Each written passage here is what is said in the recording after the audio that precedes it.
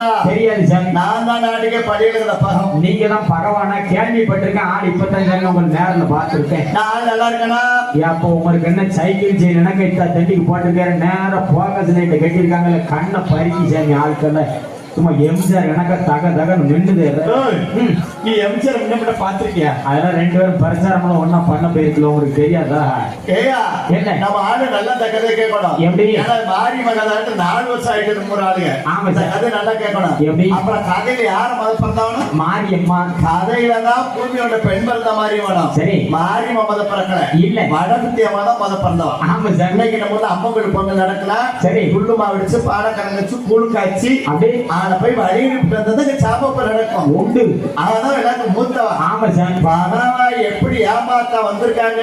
சரி, அக்கா வடகுத்தியம்மன் தெரிஞ்சு அவருக்கு தெரிஞ்சு போச்சு. அந்த ஆயான வடகுத்தியம்மன் வருங்க. எப்படி? அடியே சந்திரமா